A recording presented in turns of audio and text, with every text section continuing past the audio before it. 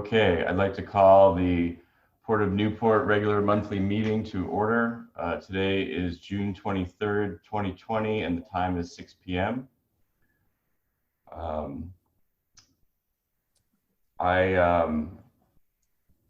There have been no public comments that were given to us.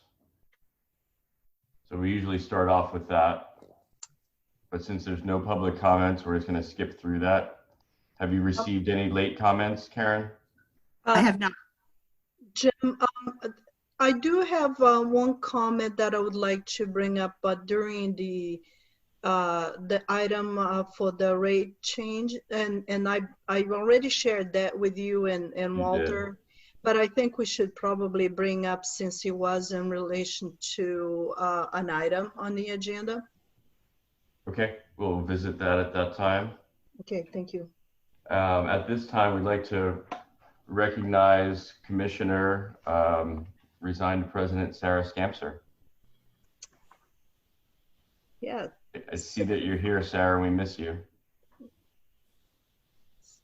So, I invited Sarah to this meeting as we haven't had a chance to say our proper goodbyes to her when she decided to resign the commission. But we would like to welcome her to this meeting. And my understanding is some of the commissioners wanted to have a few things to say to her. So I would like to give each one a chance to say whatever they want to say to Sarah, but we also have a little recognition to her at the end. So can you hear us, Sarah?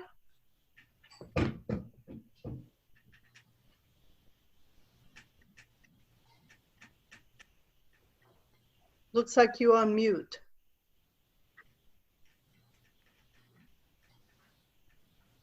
Okay, I'm there. Hi, Sarah. Can you hear me now? Yes, we do. So anyone that would like... Picture. I'm sorry? I apologize about the picture. That's not me. Thought you changed quite a bit. So anyway. Well, how would we like to start this? I'll let you guide that, Jim. So Okay. if you want to start. Well, the first commissioner I see on my screen is Gil Sylvia. Do you have a few words you'd like to share with Sarah? Of course. So, of course, I've only been a commissioner for about a year, but I really have appreciated working with Sarah during this time. And in fact, having lived in Newport for the last 30 years, I've always appreciated Sarah and all her contributions to this entire community, working with the fishing industry, working with OSU, Department of Fish and Wildlife.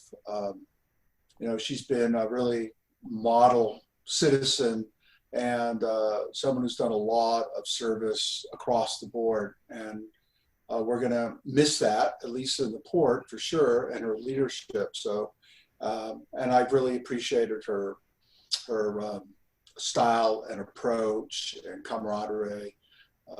So Sarah, that's my feelings, and good luck with everything going forward. Thank you, Gil. It's been my pleasure working with you and get to know you a little bit instead of seeing you from afar all those years. Yeah, and I appreciated over the Christmas party all the great stories that you told. That was pretty amazing, your history. So very interesting. Well, don't get me going. Thanks again. Thank you, Gil. Walter is the next one that shows up on my screen. Hi, Sarah. How you doing? I'm doing good, except I'm not razor clamming. I know. So I'll be short. But I just want to thank you for your service, and I appreciated all the time we served together on the port here, even before then, and recognize all you've done for the fishing community, especially with research-wise. You helped develop some very groundbreaking and revolutionary equipment, and I don't think anybody can really know the depth of what that took. And thank you for that. Just want to say I hope the best for you in the future, and I actually look forward to the time when I send you a text and tell you I want to drop some razor clams off at your house. You'll say, yes, please drop them off, and I will eat them readily. Yeah, well, it's just taken a while, but I am feeling better and better, and got really good news yesterday, and so I think I'm going to survive. All right. Okay, Jeff. Well, Sarah, that's good news. Glad to hear that.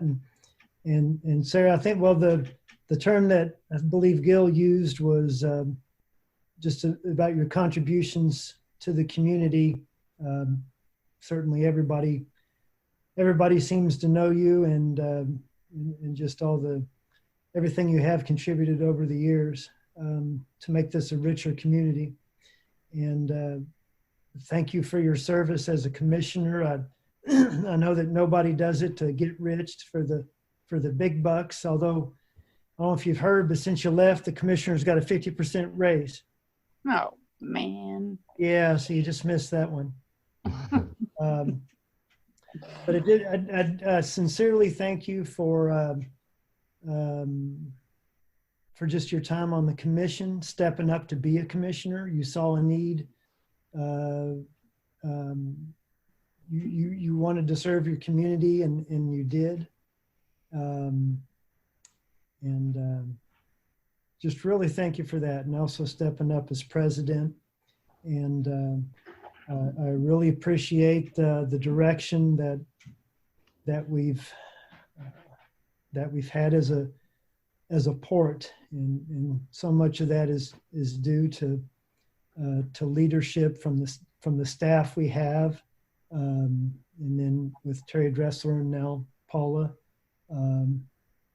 And we don't have nearly as many meetings a month as we used to. No, our day finally came. We wondered what it would be like to be a regular commissioner someday. So yeah, success. But anyway, thank you so much, Sarah. Thank you, Jeff. It's been a pleasure working with you. You too. Okay, thank you again, Sarah. You gave me a lot of guidance in my early days as a commissioner. I kind of came in at a pretty tumultuous time, and things are definitely a lot smoother now. There's been some great staffing additions and changes, and we have a pretty solid commission, and we definitely miss having you here. And I also appreciate everything you did to help me over the years at the aquarium. So we'll be thinking of you, and please keep in touch. Oh, I'll be in the back row one of these days harassing you. I sure hope so. But thanks again for stepping up, Jim. You were instrumental in all of that. And it's such a pleasure to have seen where the port was when I became a commissioner and seeing where it is now.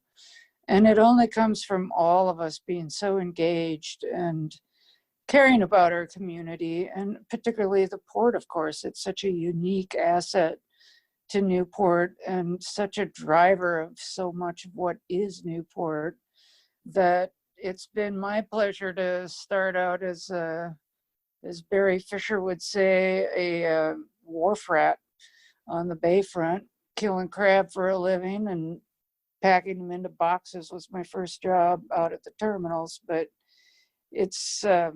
it's quite a port, and for us to take it seriously and turn it around, I think will always be one of the biggest accomplishments that I've been involved with. And again, it always takes a team. So thanks you to everybody. Okay, thank you. Any of the staff have any last words, or are we okay? Paula?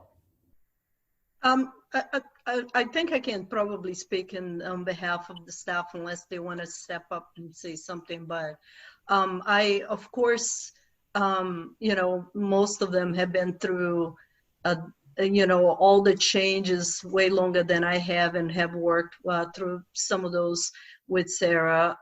But I got to say, in 1 year that I've been at the port, the commission I have worked the most was Sarah, because she was the president. She guided me through the whole process, and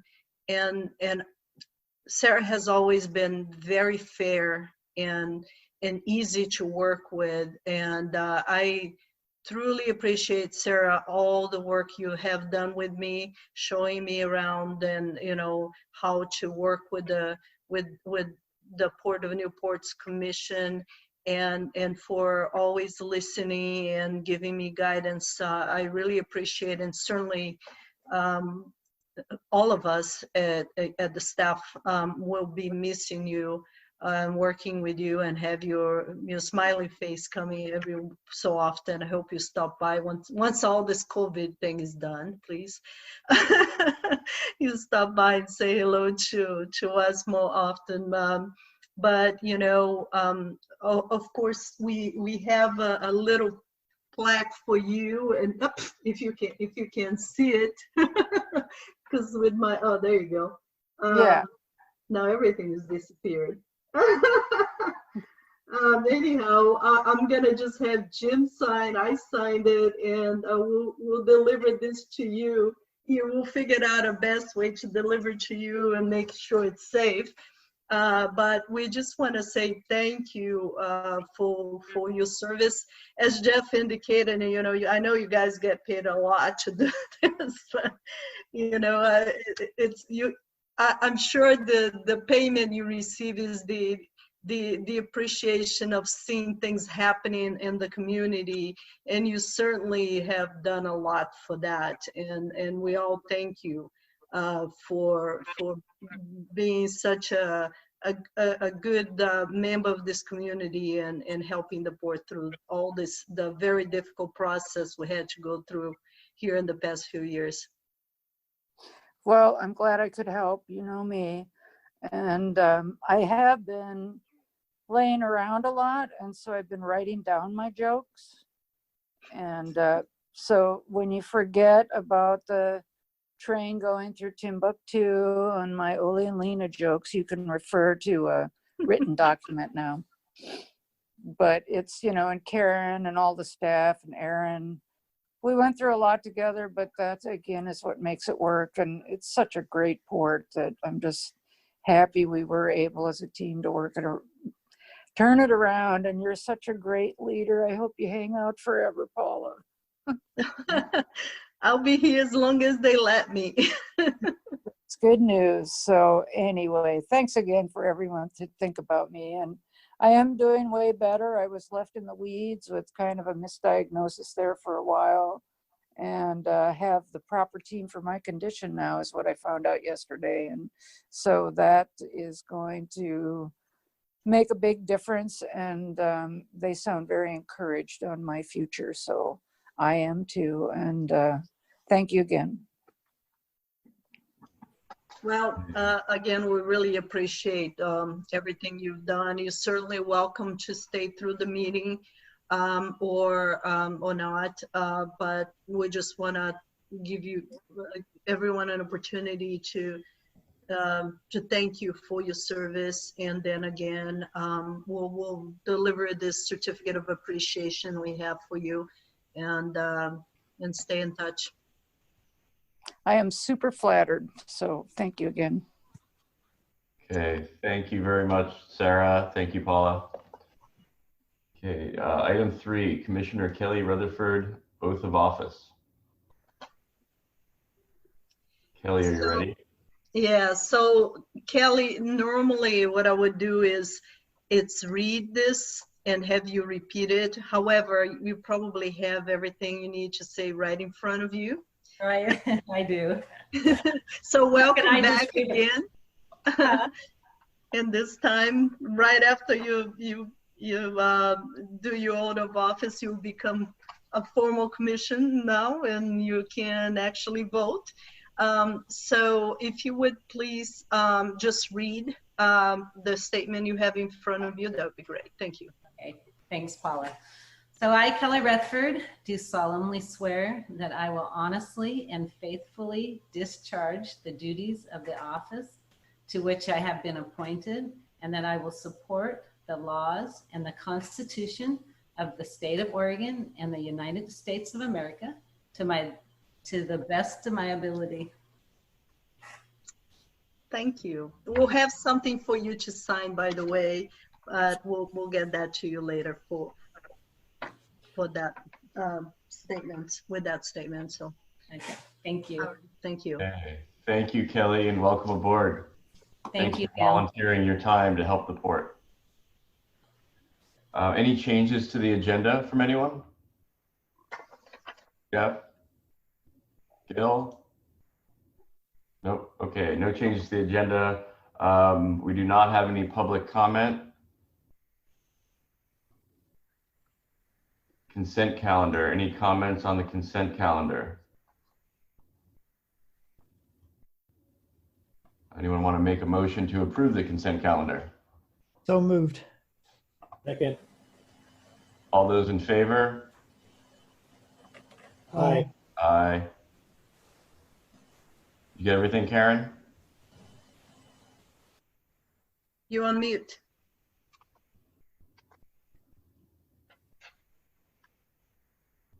Was that a unanimous Yes. 0? Okay, thank you. Okay, old business. Starting at page 45.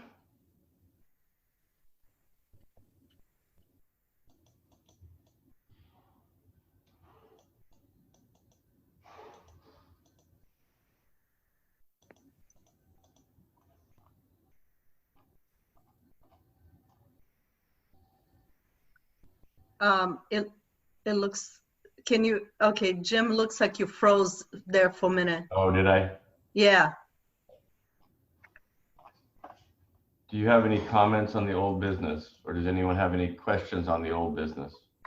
Well, I guess on those we have to go through each item. Yeah, I'm just trying to get my other screen working. Sorry. That's okay. Let me go back.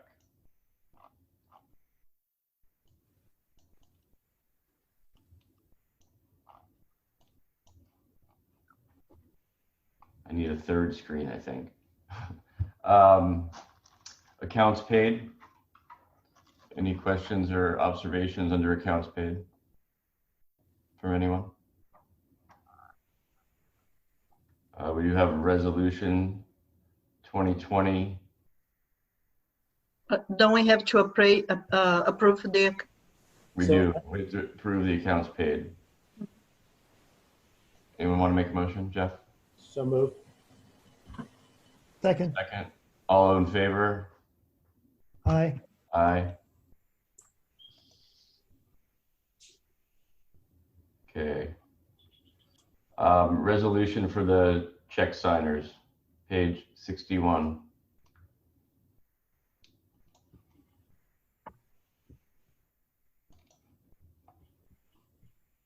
I'm going to print this first page so I don't have to keep referring back. I can scroll through.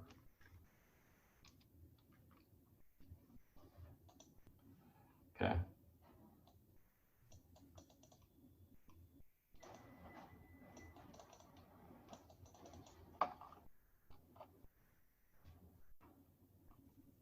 Jim, the agenda is the first 3 pages of the packet.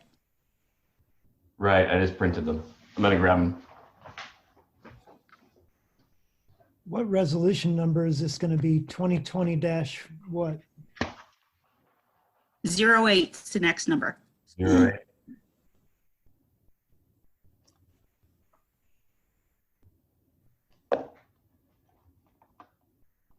Okay,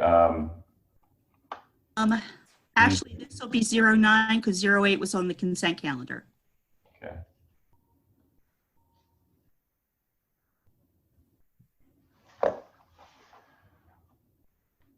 so do you want Mark to talk about the next 2 resolutions?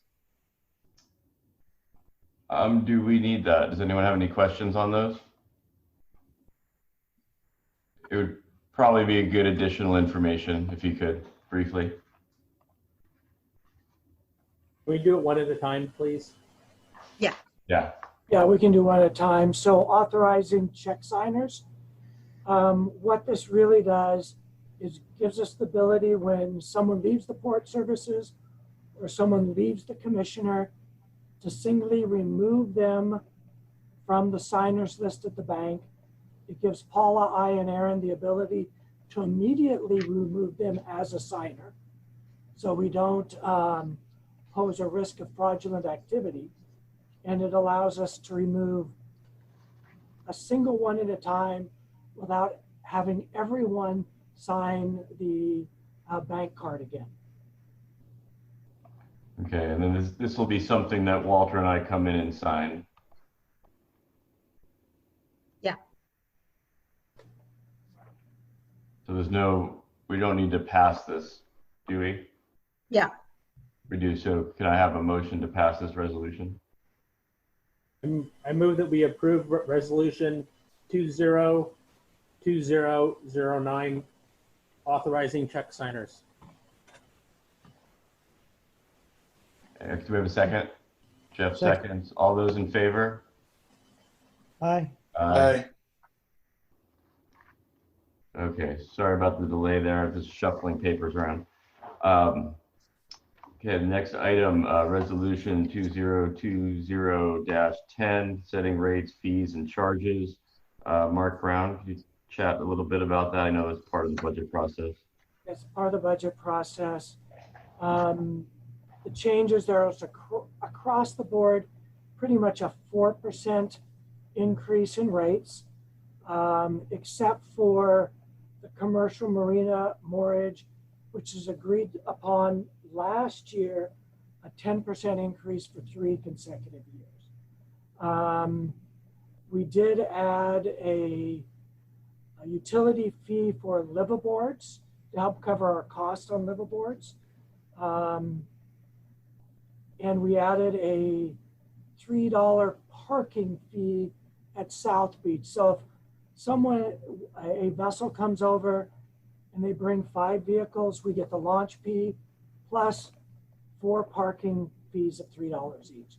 It's very typical for a facility to charge those fees, and it will help for the replacement of the blacktop surface when that becomes necessary.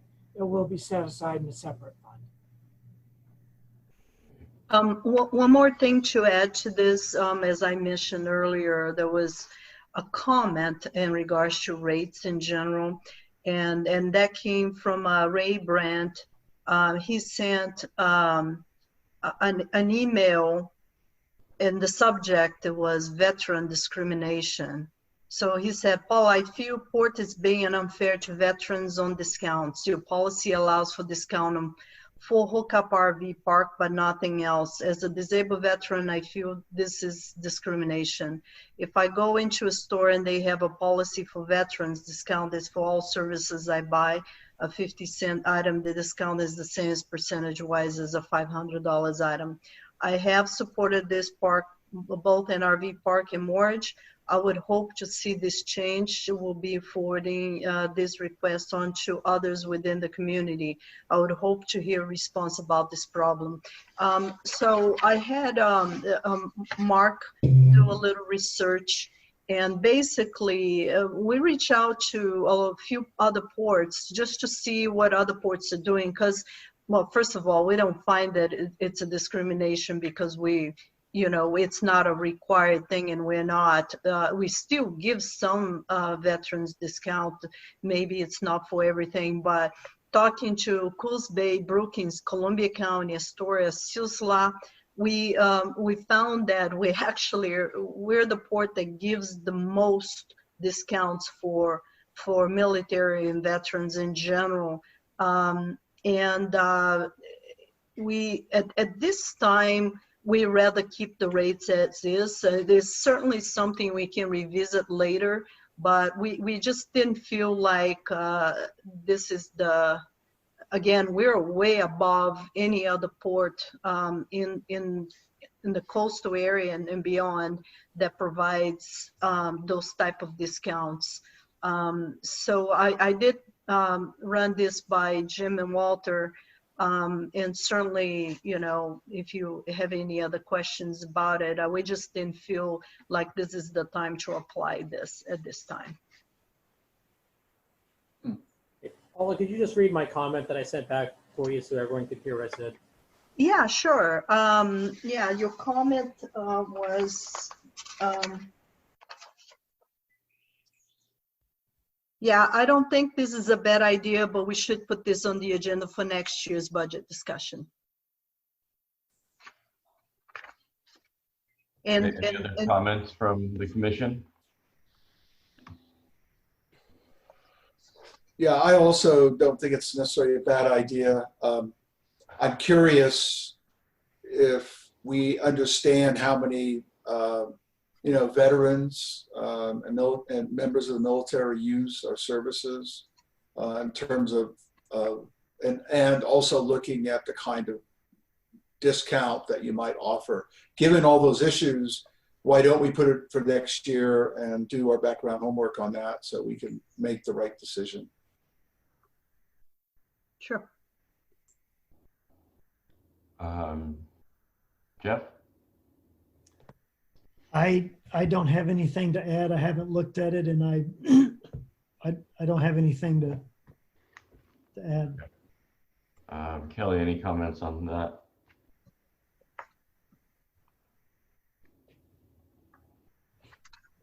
Okay, I do not. I support the decision of the staff, and I agree with the sentiment here. Be great to look at in more detail next year. Any other comments on rates, fees, and charges for next year?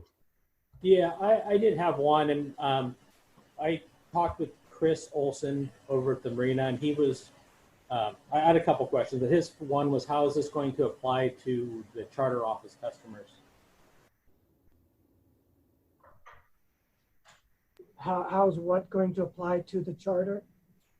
The parking fee for Chris Olson for South Beach Marina and Charters. We had been providing parking for them. The closest ones to the cleaning station, they said reserved for charter customers.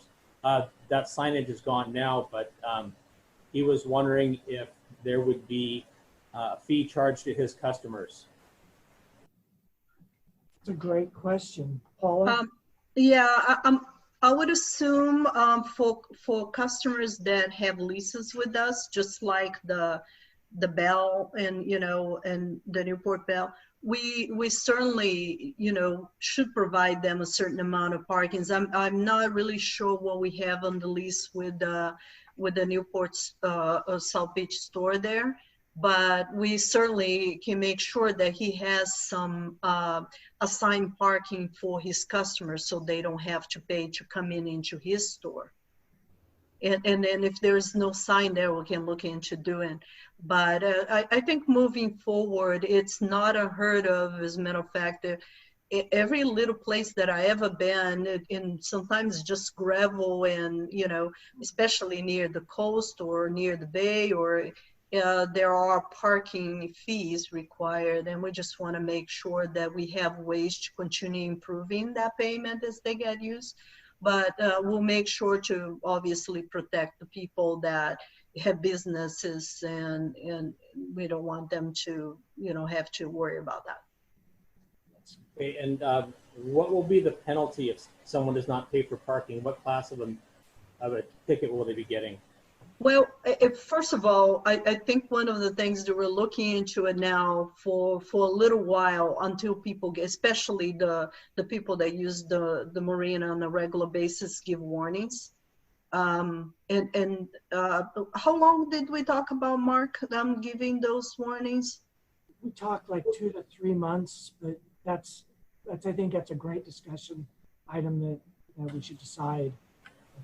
The commission input would be valuable.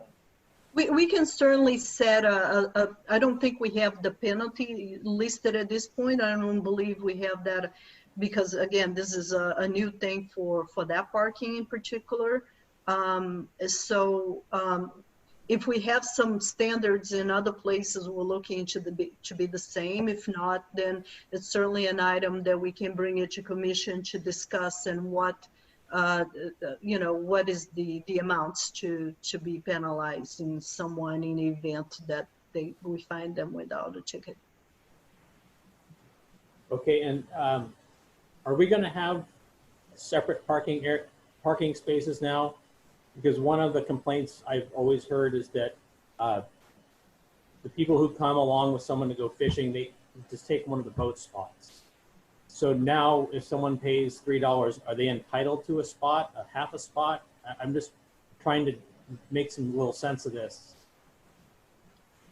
Well, if they're paying for parking, they're entitled to one spot. Everybody that pays, it basically you're paying for your car that's going to be parked there. So if you launched, I believe you should have, you're already paying for the lunch, you should be able to park there, right? Right. No, what I'm saying is, so say I go fishing with someone and I go to park. Yeah. One car takes up a whole boat spot. Yeah. So my only suggestion would be that we may have some designated parking spots, because that's one of the complaints I've always heard from boat owners is the cars park everywhere. And now that we're charging for it, people are going to feel that they're entitled to a spot. So if we're going to charge them, we should tell them that that's the only place they can park. We can certainly look into that. And how will this apply? We aren't going to be charging them if they park along Marine Science Drive, correct?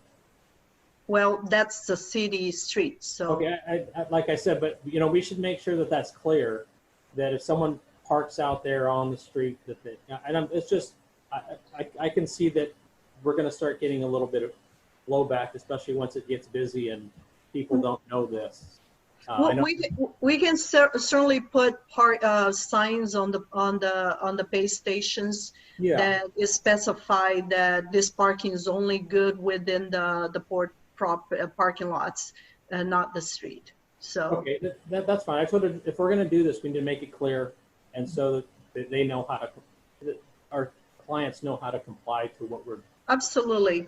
And we're not doing this we don't want anybody to get in trouble. You know, we want people to just understand that there is a certain level of maintenance that we got to keep. And $3 is really not that much, but it's kind of a way for us to capture back some of those fees.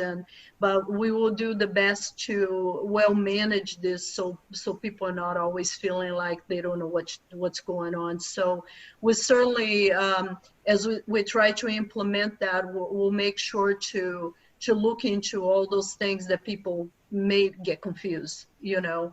And I like the idea of separating the boat trailers from the cars, and we certainly can look into maybe designating some areas for that. Again, it's going to be a little hard to manage, but all we can do is try. Yeah, I understand. Okay. Thanks, Paula. Thanks, Walter. Good input. Any other questions, or are we ready to entertain a motion to approve Resolution 2020-10?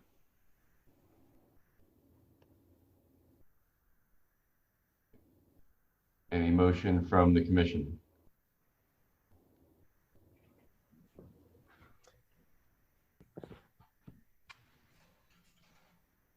Yes.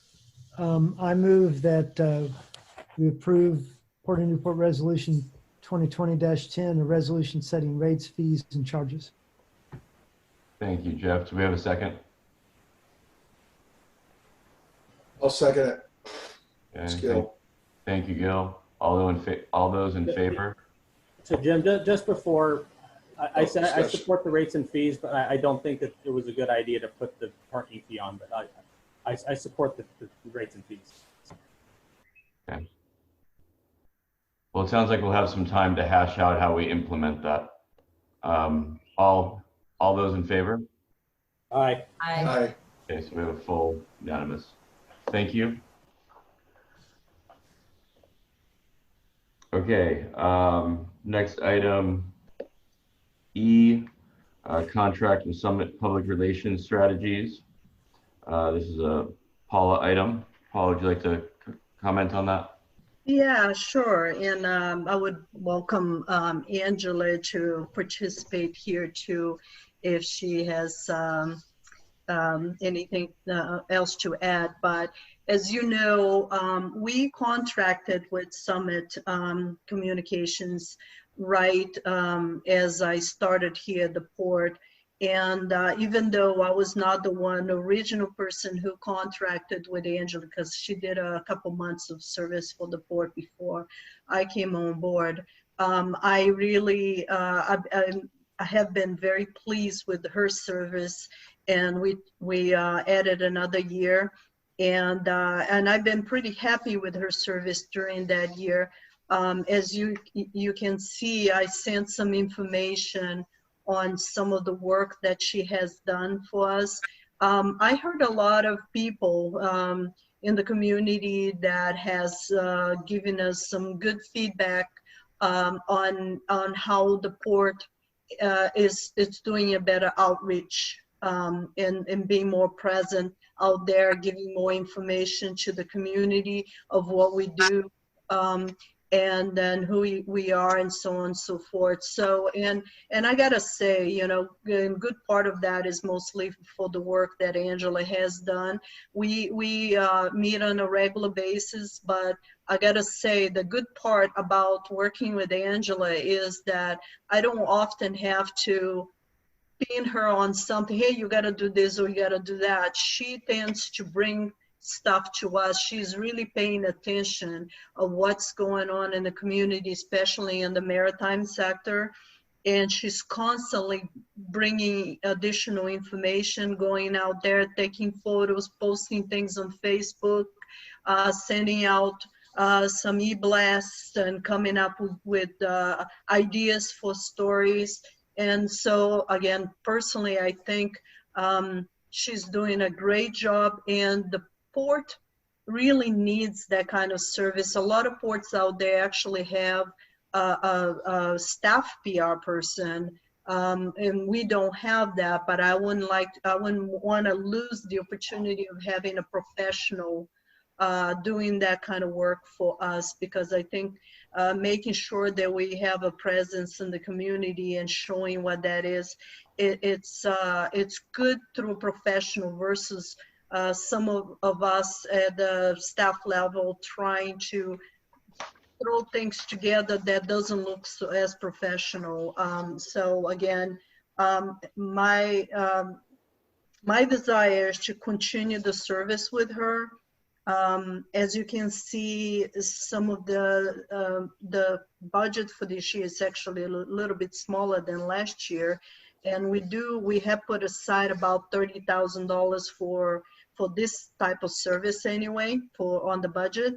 So again, unless you have any questions or comments for Angela in particular.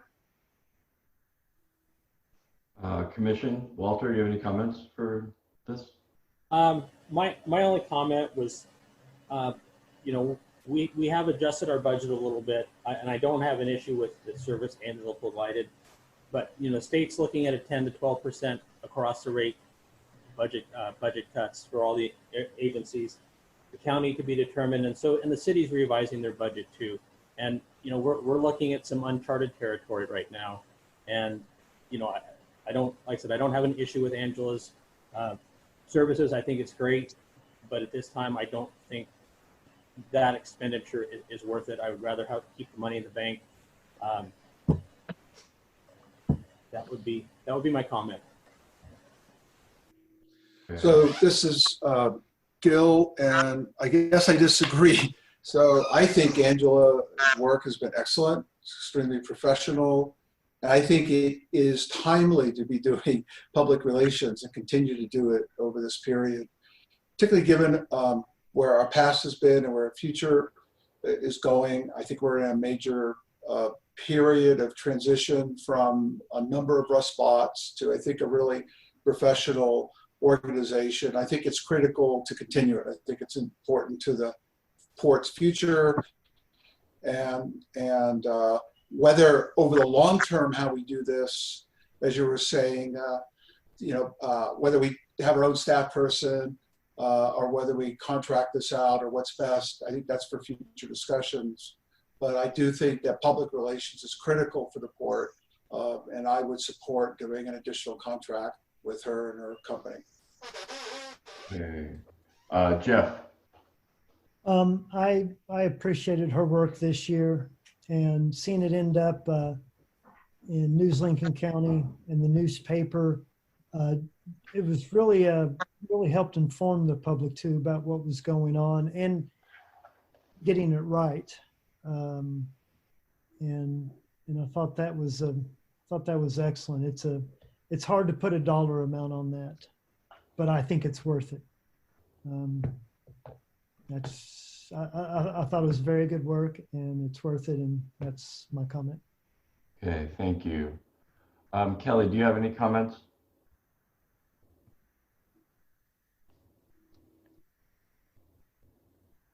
Okay, there I am. I just wanted to say I went through that pack that Paula put out, and anyway, I think what Angela's doing is actually really good. There's been some news, even with the newsletters and the e-blasts and the website, and I think it's important to, as a community and as a port, to maintain our position and to lead, always be leading out front. And I think that's something Angela is doing by being in the forefront and, you know, explain all the neat things that she's doing through this process. So anyway, I think it's important to have her on board, and I kind of went both ways, and then I thought, wow, after really going through it, I went onto the website, I checked out the different stuff that she's doing, and anyway, I'm impressed, and I think it's important for right now, and it's a asset to our community. So Okay, thanks, Kelly. I have a couple comments. I think it's added a lot of clarity to what the port does for our constituents. I think we've created some allies where we might have had some confusion in the past. I think it's helped explain a lot of our decisions a little bit more clear, that maybe the staff doesn't have the time to, or people come up with their own conclusions. So I think it's really helped. I know it's going to be a tough budget year, but I think this is pretty paramount. I'd hate for us to do 1 year of a PR blitz and then sit back and become quiet again. I think we should keep up with it and revisit it next year, how it looks. So I'd entertain a motion at this time.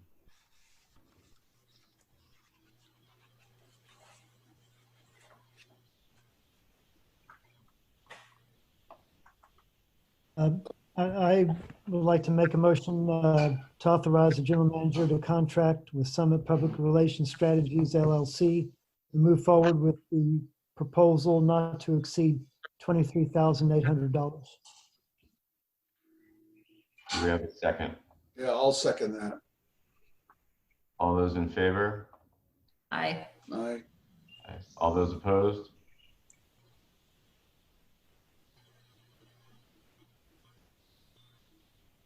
Walter, did you? Yes, I opposed. Okay, I didn't catch it. Thank you. Okay, sorry. I was unmute. Sorry. Yep, that's okay. Want to make sure we didn't miss it. Okay, now we're going to move on to item F, Resolution 2020-11, adopting a Port of Newport Employee Handbook and replacing the Personnel Manual. Paula and Mark to speak on that. I can start, and I'll let Mark do most of the work. So hopefully, first of all, you have received an updated version later this afternoon. We just had a couple changes that was asked by SDAO and our attorney Pete Ginner to add. Mostly was related to a harassment policy that we already had a separate policy that we incorporated, making sure that that is in place. But the main reason that we decided to do this handbook is that we felt like the original employee manual that we had was a little bit outdated, didn't contain all the proper laws that there are in place right now. There's been a lot of changes since this book was first put in place. And we just really want to make sure that that is updated and current. And the reality is that a lot of of what is in this manual, it's information on the staff level, the management level that we work through. Not everything is necessarily part of policy in general for, you know, to keep coming back to commission. The way we had it before, we had to come back every year for some specific changes that are usually done on a management level. So again, this simplified that, plus again, put in place and make sure that everything else is current. And Mark, you can pick up from there and explain how we came up with this particular template. No. So the HR Answers, which is a big HR firm in the state, provided us with a template.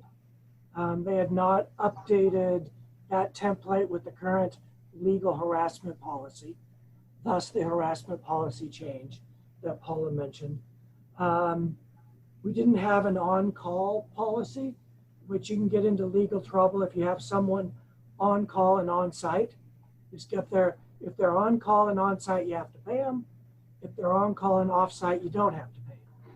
So we needed to get that in there. There were legally mandated requirements with the most recent legislative sessions that we added. And the big one Pete added just this afternoon was a legal requirement for employees that you are separating with, that they have the opportunity to have a pre-termination hearing. And it's just a one-sentence statement within the manual under separation. Paula covered most of it, but those are the big things there. Okay, any questions from the commission? Walter? Or Gil, your mic's off. Yeah, it's on now. So just quickly, besides updates with current law, were there any other, I didn't hear you mention any other major changes except what Pete had commented on, or our lawyer. So that was one question. And second, is there anything about our employment rules in the handbook that's unusual because we're a port that should be noted or called out compared to other kinds of workplaces? So those are my questions. Paul, you want to pick at least that last part up? What is that? That last part. I don't know if there's something unique to us. I don't believe so. Well, nothing that we are aware of it. And as far as I know, at least the ports that I worked with before, typically you look at the, public laws and make sure that usually you're following those. So there are nothing specific to ports in general. I think the big thing that Mark already covered, it's the on-call policy, because we, being in a port, we do have, staff on call all the time. And we want to make sure that we cover that, but nothing too specific to ports that I'm aware of it. And it's, some of the policies are around us being public employees. Yeah. And no political activity during work hours. Yeah, you would know that, Gil. Yeah, and Paula mentioned some things that we had removed. Other than that, we tried to take, in fact, I took the old manual and I copied from it and pasted into the new manual so I could make sure we covered everything. And then I compared what was left over to the new manual to make sure we didn't miss anything. So just one other quick question. Does the employees themselves look this over? Was there a committee or anyone else to put a set of eyes on this? The employee, when they onboard, will receive a copy of this manual. And we will update existing employees with this manual so they have a copy. As to putting it together, Mark originally started the process, and he sent it to Aaron and I. And we made some comments to Mark. And then again, we sent it out to SDAO, since they have an HR department that deals with, especially, they do our insurance. They don't want us to get in trouble. In other words, they want to make sure that our laws, especially with HR, are up to date. So they looked at it, and we have our own attorney looked at as well. So that's basically your committee right there. Mostly, yeah, it was Mark and I and the two attorneys from SDO and ours. Jeff, did you have a question or a comment? Did you say me? Yes. Okay. No, just that I appreciate you all being thorough, going through this, getting Pete involved, being professional. Also, it meets legal requirements, and also providing clarity to staff. So I appreciate doing something like this. And since this is, once you approve it, hopefully you will, we will have each one of the employees receive a copy, as Mark indicated, and they'll sign that they received the copy. So they would be aware of the new, anything that is not included, because they need to know what their rights are too, as well as their obligation. Basically, that's what the handbook spells out.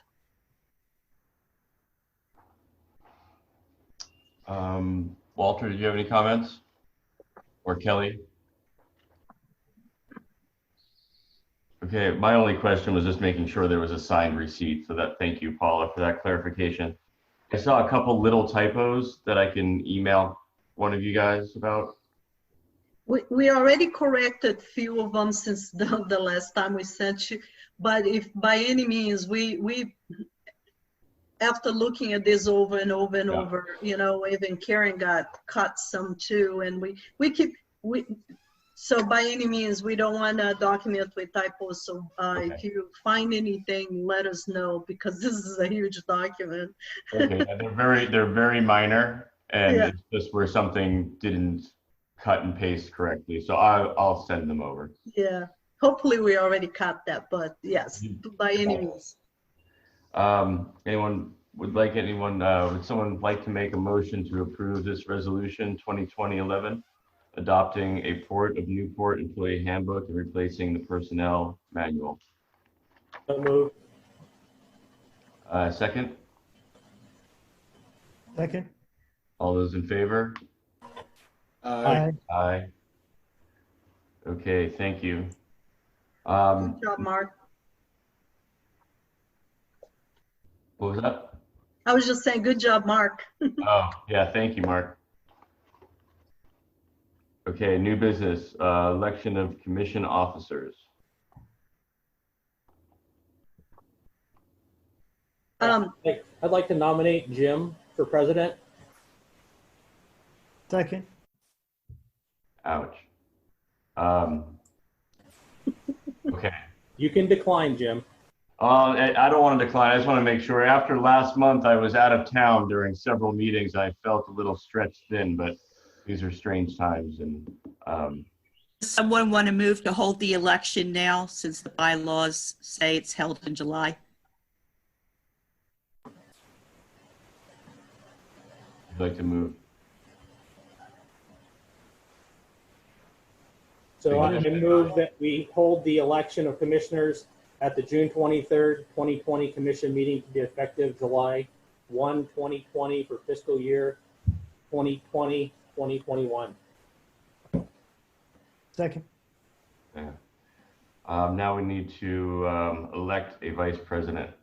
I think you have to pass that first, that you're moving to.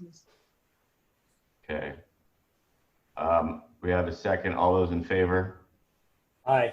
Aye. Sorry, Jim. Okay, that's okay. Okay, now we need to elect a vice president. Well, I would, I was gonna say I should probably renominate Jim since it wasn't quite official until that last one. Okay. second. All those in favor? Aye. Aye. I'd No. like to nominate Gil for vice president. Second. All those in favor? Aye. Aye. I see what you did here, Jeff. I'd like to nominate Walter for secretary. It's a conspiracy here. Yeah. Go on the offense. Anyone second that? Oh, yeah, I'll second it. Okay, all those in favor? Aye. Aye. Okay, commission liaisons. I do not have those in front of me. I'm sure Gil's gonna have some words on that. As Gil and I talked about some of these committees or boards for that matter, you know, some of those do carry a little bit of additional time and obligations. So as we put this together again, I don't know if it is something that perhaps you would like to, you know, we can certainly go through each one of the items and nominate few different people, but you can say, I'll commit myself to it after I learn more about the committee. So we can bring you some information or talk to you about it so you can feel comfortable doing it. We can certainly do that. Walter, sorry. Yeah, no, Jim, can I, when I first got on the commission, I think we've done a great job with kind of spreading the pain around a little bit. Most of these committees were left up to the president. And so I think we've done a very good job of spreading that around. And I think it's, you know, a fairness thing. And so I think that if we can spread it around a little bit, the only advice I would have is some of these are really important, and the consistency on them is what we need. Not that all these committees and things aren't important, but I think the people that are on there seeing the same face, it shows stability from our end also. And there is kind of a learning curve on those. And I would just say if there was instead of going through them one by one, if Gil has an issue or he doesn't want to be on another one, or we need to get Kelly involved in some of this stuff, then I think we should do that. Some of them are governor appointed and BOEM appointed, and we can't change those members. That's my 2 cents. Thanks. Other comments from the commission? Yeah, so Paula, since you raised my name, I just want to make sure I put some context in there. So what I discovered on the Cascade West Area Commission, where there was one on transportation, there was one on Council of Governments, that these aren't trivial. That's the point. They actually, you are a true commissioner, and you're required to do a significant amount of work and consider and vote. Now, there's a lot of people on there in both of these groups. God, it's like 15 or 20. But my point is that these are, we want to be well represented. We want to be professional if we're going to do it. And beyond these committees, we need to represent the port very well. That was my point back to her, that it's not a small amount of work to do the job right. So that was right. That was, Paula, the nature of our conversation. When I discovered that I'm voting on, again, you get a 250-page packet with some serious votes, so very major budget issues. And it takes a while to figure, just like on this commission, it takes a while to figure out what's really going on. And it is weird to be doing it during this COVID where you haven't met anyone really in face-to-face. You're doing it from afar. And that's what Paul and I talked about. So, and I had brought up those larger issues about our role in these groups to make sure if we take them on that we are professional and we take them seriously. Yeah, as Gil and I talked about this in some committees, and I think Walter just mentioned that too. You know, people get to know each other if you're a steady member of that group, and they get to know the port through you. So it's hard if we keep changing too many times, but if we do, you know, then I guess, again, keep that in mind.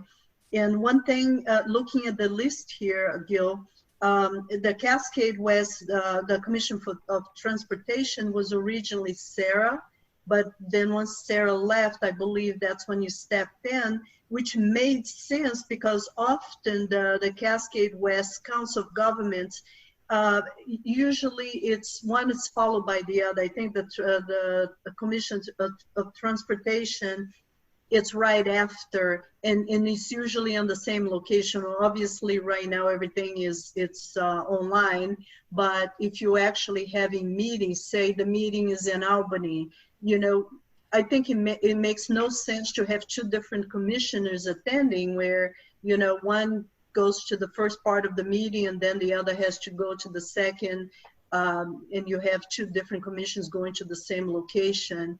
I just think it's easier to have one commission representing both. That way you can stay, it's mostly the same group. There are a few changes here and there of the members, but that's just my 2 cents. Yeah, no, you explained that to me, and it's perfectly logical. I get it.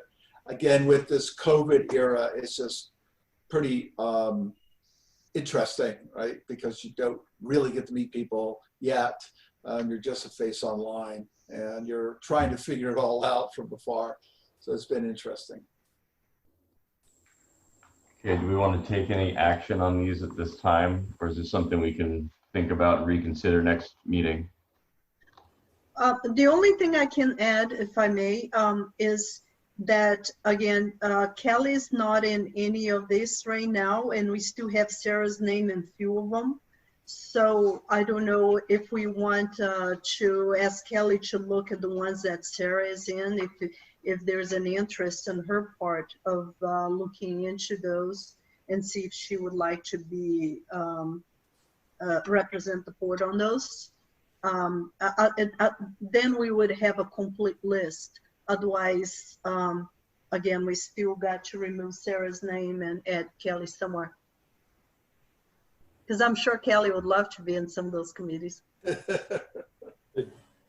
I don't mind taking the lead on the commercial fishers user group if she wants to be my alternate. I'd do that.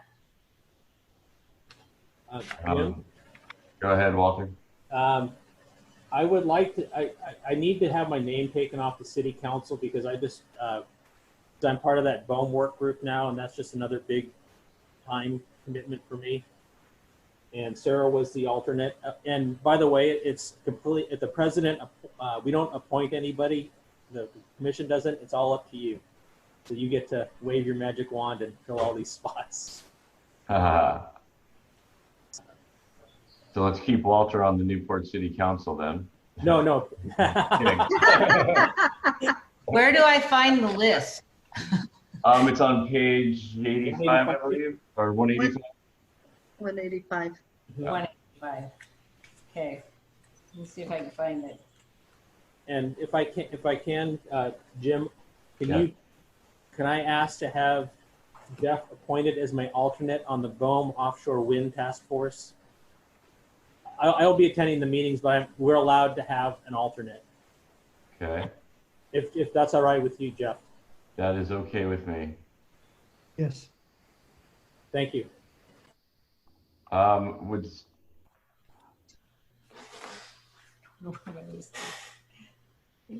would like to appoint someone to the Newport City Council. Is there anyone that would? Kelly just raised her hand. Is that once a month? Anybody, oh, am I muted? It's actually every other week, I don't Every say. other week, yeah. Every other week? Mm-hmm. And a staff can also, I could be an alternate if you guys prefer that I do, since Walter is removing his name and Sarah it's also gone. So if Kelly is interested, I can be the alternate or As the vice alternate. Okay. I still haven't found that list, but Yeah. Page 185. Karen, did you get that? So, And then- and that one, Kelly, it's basically just showing up and keeping apprised of what's going on at the city. It's good to be there. We usually have somebody at the city, appointed at the city, to come to our meetings, if there's ever any question about anything of the port. Found it. All right. Let's go back to 3 and 4, because it sounds like there's a little confusion there. That what I heard was that it's probably most important to have one person represent both of those. Is that correct?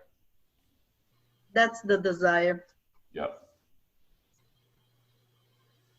So, Gil, you are willing to be the primary for both of Yeah, so, yes. So Thank Paul and I already talked about that. So those? Okay. I will remain primary Okay. and glad to do it. Great. Thank you. I'll just go down the list here. We kind of skipped around a little bit. I think we have number 6 covered, Commercial Fishing Users Group. The next one is staff. The one after that is staff. Staff for Greater Chamber of Commerce. I've been attending some Zooms and some presentations on Midcoast Watershed, and I know Walter's involved a little bit there. City Council we covered.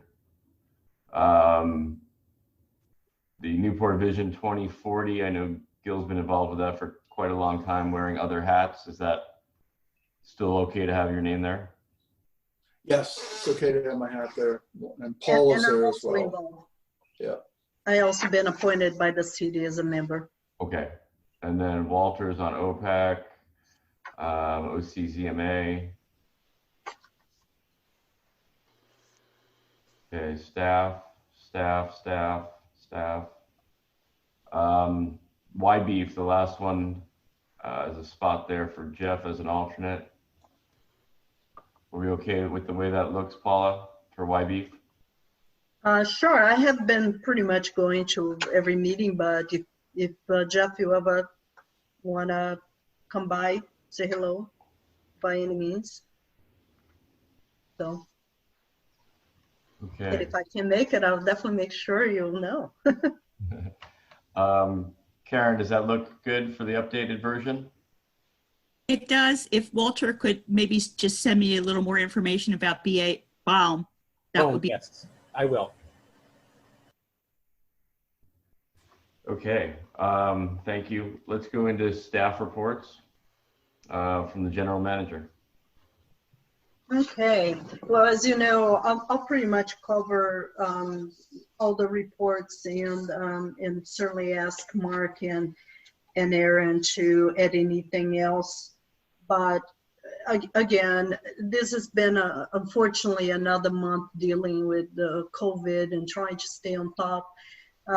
Listening to the regional solutions and the everyday change that's going on with the state, things that we are required, sharing any concerns or ideas with others from the region, because that they cover the coastal region here, and we end up also opening up another committee that is related to recreation, and that includes states, parks, and other folks, to again trying to get ideas of what people are doing, what should we look into it, and make sure we are aware and trying to not make the mistakes that others. The same thing we have been doing with the OPPA, the Oregon Ports Public Ports, sharing a lot of ideas on that as well. And quite frankly, trying to chase money as well. So we're working with OPPA and SDAO on some funding ideas. We sent some support letters to SDAO that they're working with other special districts throughout the country. And we sent the letters to our representatives, trying to get them to support that idea in Congress, and see if we can bring up some pot of money for special districts, especially for ports. Our federal relations person in DC, which is covered by Business Oregon, also has been working in Senator Merkley had also put out some requests out there for ports, funds for ports. So we've been kind of trying to support all of that and see if some monies can come our way. Again, for the most part, our loss has been minimal in comparison to a lot of ports. When you talk to other ports here in the coast, some folks are furloughing people, and you talk to like Hood River lost over $600,000 just in their bridge toll. And you know, it's a lot of money is being lost all throughout. So it hasn't hit us as bad here so far. Our loss has been 50 to 55,000. We're probably looking to stay under 70,000 by the end of the current fiscal year, according to Mark. Correct me if I'm wrong, Mark. So things are not looking as bad, but we don't know moving forward how long this is gonna last. So we are trying to prepare ourselves and looking into everything that we can in terms of recovering some of those funds. We have recovered some. We got just recently $7,000 from this CARES Act is actually being managed by a lot of different people, by many different ways. Different groups, different agencies, the state, and this money came in particular from the state, and SDO was involved with it. I understand there's also a huge CARES Act fund from EDA that they're a little bit more willing to let go without so much paperwork behind like normally they require, especially coming from the federal government. So I pull out some information I've been reading through, but there's a possibility that we could even apply for some of the projects we put in our budget because they have a good sized technical assistance on that.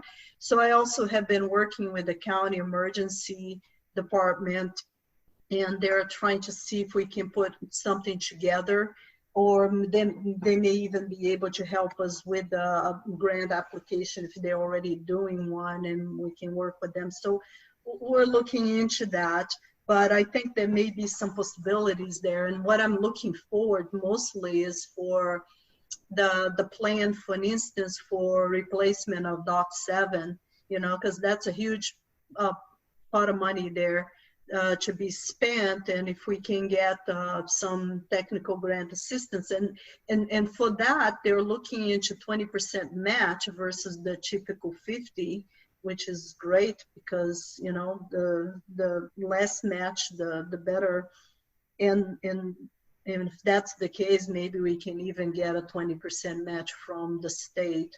We'll see. I mean, there are a lot of people with hands out at the state level right now. So, you know, even though they are getting some funds here and there for specific for this type of stuff, there is definitely a lot of people trying to get that.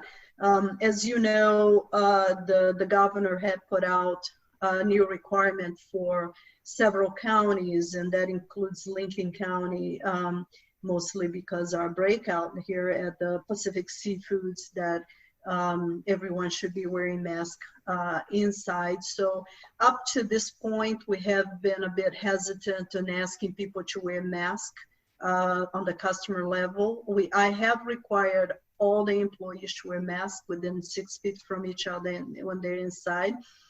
And now we actually also taking temperatures every day when the employee come in. We are taking temperature. And we have a log that everybody signs, or they don't have to say what their temperature is. They just have to say that they took it, and that we.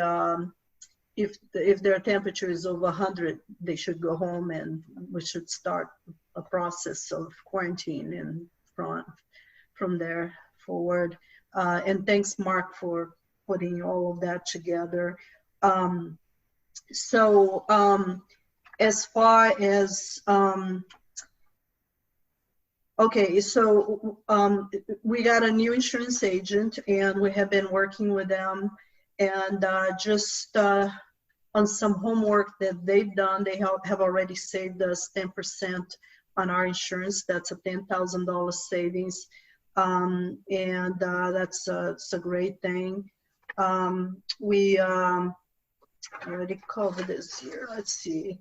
And for the most part, we, even though we have obviously lost some money budget-wise at the marina, at the RV park mostly.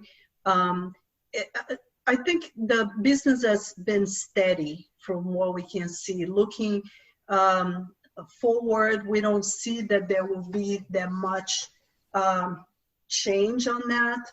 And as I was talking to Jim today, it seems, was it Jim or Jeff? I can't remember who. Maybe I talked to both of you about this. You know, I read an article that people are really starting to purchase RVs and start traveling by RVs because they're afraid of staying in Airbnbs and hotels. So with that, I don't see us losing that much business. I mean, the RV park and marina is quite busy. So hopefully the business stays steady. Overall, we actually is still making money, and we are doing better than we did last year overall, in all the funds combined. So I think we're certainly making progress on that. And we're also making progress on people paying us back. You know, obviously with everything going on, we didn't know what to expect and how business would hit for our customers. But every month we are making improvement in our collections, so people are paying us.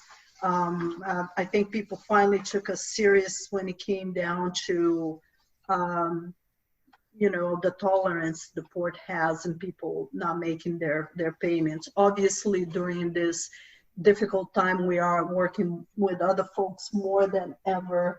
The other thing is here. So some of the projects that we're working right now, it's taken a while, but we finally start working on the storm sewer over at South Beach. Aaron's been going there every day now, and I think they're waiting for materials, and everything is there, and we are trying to finish here before the end of the month, because it is for this fiscal year, so we're trying to make sure that gets covered within this fiscal year. Mark already, you know, made sure that you guys get that done, so we don't have to move to the next budget. So we are doing it. So it should be completed here. I'm sure Aaron will make sure of that. Aaron also has been very busy with the EDA grant, making sure that we are providing all the information that EDA, we have certain deadlines when it comes to those type of grants. However, as I talked to Jeff today, one thing is what our timeline is for ourselves when we want this to be completed. And the other thing is what EDA's expectations are. So just to be clear, our grant with the EDA can be completed within 4 years. Obviously, we want this to be completed this year, as we already wanted this to be completed last year. because of safety and many other reasons. So we have our permits. They are still good for a couple years. So if something happened, we cannot get this complete. We still have permits for 2 years. We still have our grant for 4 years. However, we do have some projects, part of this projects moving forward. Right now, EDA has our request for proposal for project manager, and they're reviewing that. And we're hoping to get that out and published by July 1st, and have a site meeting with those folks by July 10th. And then we'll have the proposals due on July 17. And the reason we chose 17 is we want to give ourselves time to review the proposals and be able to bring it to commission for the July commission on the 28th and get that approved. Once we have the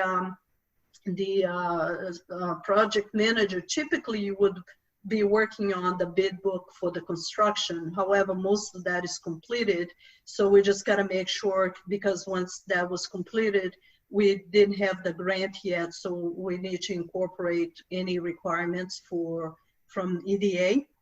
And we're hoping to get that out for bid by August 7th, and then have a site meeting on the 21st. And August 28th, it's when the construction bid would be due. So then we have to bring this.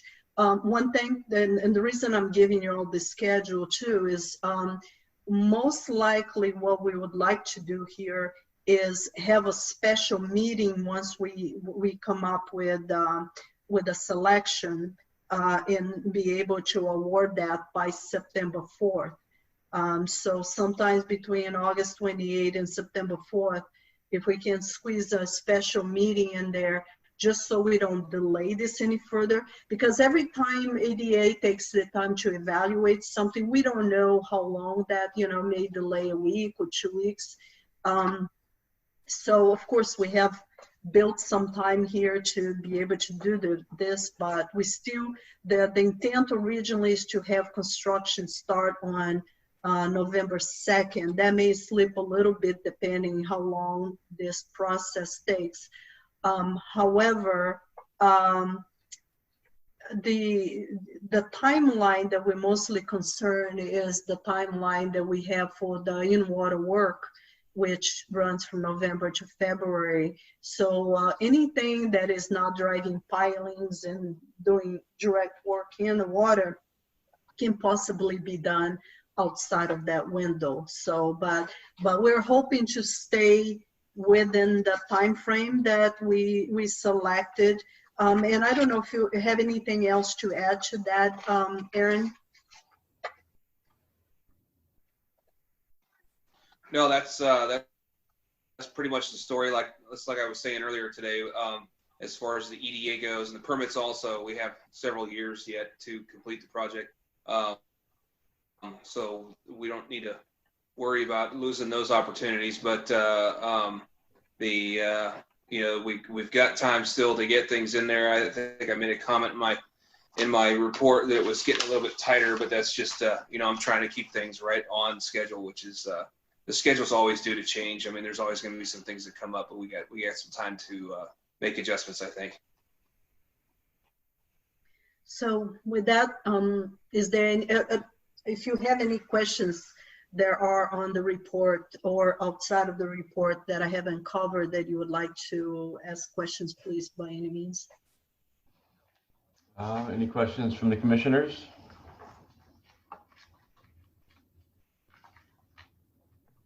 No questions heard. Jeff? Jeff, see you there. Okay. Just thank you for that level of detail and some schedule milestone dates. I was curious about, particularly once I saw as Aaron referenced, the schedule getting tight, that just made me a little nervous, but it's good to hear that there's milestone dates and really trying to stay on top of things ahead of time. And I'm it would be nice each month of the commission meeting to get some updates of those dates and milestones and what's, how things are going.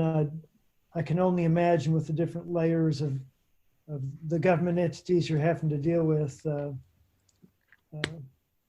just sort of all the complexities there. But thank you for that detail, and that's something I'll be curious about, is hearing the detail each month of how those milestone dates are going and things are looking. So thank you for that.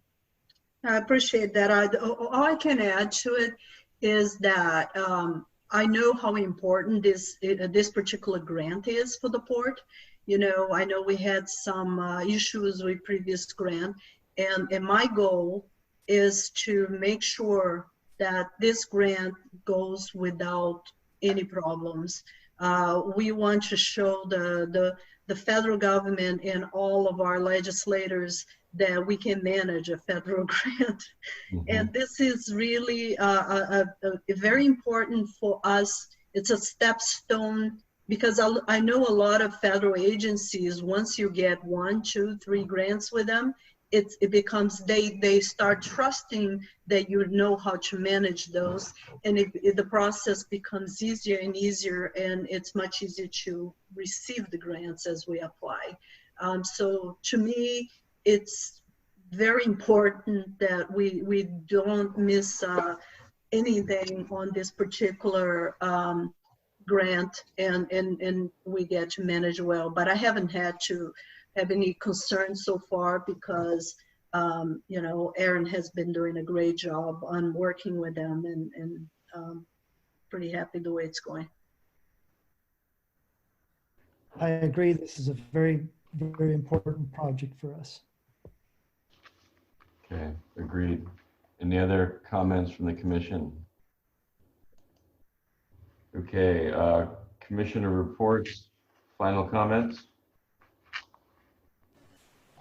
Yeah, so I chaired the last OCZMA meeting. The president was David Allen, and him taking the job with City of Newport no longer allowed him to do that. And so I did my last meeting at the head of the table. The only thing that was out of there, so it's basically about the 3 legislative sessions that are coming up. We are going to have 3 short sessions. One of the concerns that the legal counsel for OCZMA had was the fact that they were bundling quite a few of the legislation, and the legislative concepts were not coming out on time. They finally got those out, and I was following some of them, and it looks like things are going pretty well, but they've got a lot of things on their plate come up in the next 2 short legislative sessions. It's basically meetings on Monday, meetings on Tuesday. The other item was basically the Maritime Task Force. OCZMA made a small donation to start the program, which enabled them to get a Ford Foundation scholarship. The Maritime Workforce Program is to get maritime experience into the city, the community colleges along the coast, and to build up that sector. So with that initial seed money that OCZMA gave, they were able to get the Ford scholarship, and so that's going to fund the director of that program for 2 years, which is great, seeing how we're going to such a budget shortfall with the state. So we are part of that, so pat yourselves on the back, and Heather, the director of it right now, she said it's looking really good, and even in this time of COVID and budget shortfalls, it's nice to have that funded, and she's seeing a lot of acceptance and a lot of desire to see this program go forward. So that's my report. Okay, thank you, Walter. Gil?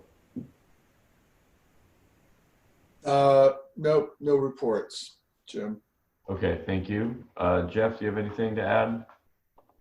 No, I wasn't going to, but I just want to give a shout out to port staff, and also to fishermen and the processors. It's been a difficult time, and everybody's been doing their job. A little more difficulty, a little less price on fish, a little less volume, but everybody who's doing their job at the port and fishermen, processors. It's contributing to food supply, and it's contributing to people being able to still have a job, and for the multiplier factor in the local community. And just a shout out to everybody who's persevering during this time that's kind of drug out for over 3 months now. And there's really not there's really not an end in sight for just sort of the difficult time. And just shout out to everybody who's working through that. Okay, thank you, Jeff. Calendar for future considerations. This is a pretty thin calendar for our summer meeting, for our June meeting. Independence Day, port office is closed. Regular commission meeting on July 28th. And then one last item, public comment, which I don't believe we have received any. Angela has a public comment. I just wanted to take an opportunity to say thank you. I've really been pleased with what we've accomplished in the last year, and I look forward to working with the staff and the commission in the coming year. So I just want to say thank you. Okay, great. Thank you, Angela. Thank you. Okay, I'm going to close this meeting, and then we are going to start an executive session right thereafter on Karen's queue to make sure the proper people are still on and we're no longer on YouTube. So I'd like to call this meeting June 23rd to a close at 7:31 p.m.